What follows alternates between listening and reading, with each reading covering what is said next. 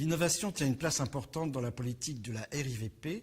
Pour quelles raisons, à votre avis ? Parce qu'on doit relever plusieurs défis. On doit relever le défi de la rareté du foncier dans la ville dense, c'est-à-dire trouver des opportunités de construction de logements sociaux dans un contexte très contraint.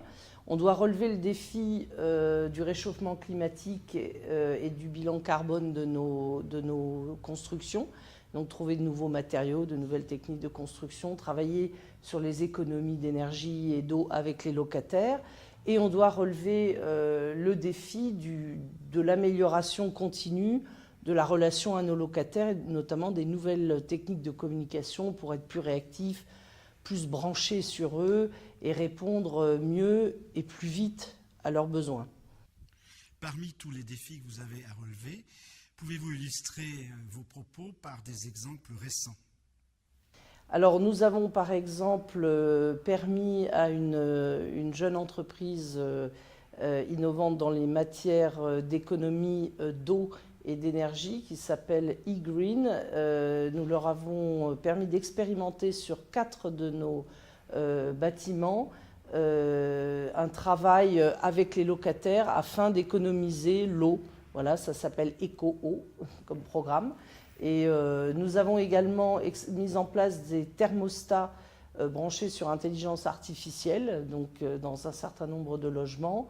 Et nous avons instauré en 2014 un comité d'innovation dans notre entreprise qui notamment travaille sur les nouveaux matériaux, les nouvelles techniques de construction.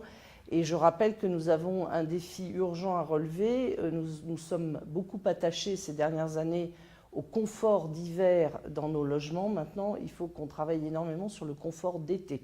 Donc ce que nous faisons désormais, c'est que nous essayons au mieux d'anticiper le vieillissement de nos locataires sans attendre, comme autrefois, qu'ils nous en fassent la demande. Nous adaptons le logement à leurs besoins au fur et à mesure de leur vieillissement.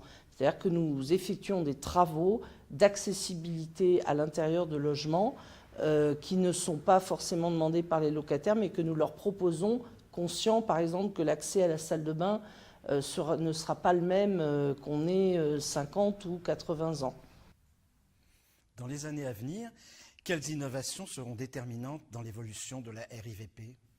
C'est le travail de recueil de données sur l'évolution des bâtiments, l'évolution individuelle de chaque bâtiment.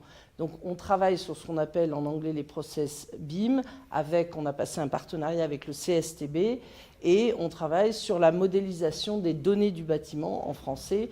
Nous recueillons des données numériques sur chaque bâtiment et ce qui va nous permettre de créer des applications de suivi individualisé des bâtiments, de leur performance, de leur évolution dans le temps, la qualité des matériaux, le bilan carbone, les déperditions d'énergie, etc. Et évidemment, comme ça, on peut améliorer les méthodes de construction, les matériaux choisis, le bilan carbone par bâtiment et aussi la qualité de vie intérieure des bâtiments pour nos locataires.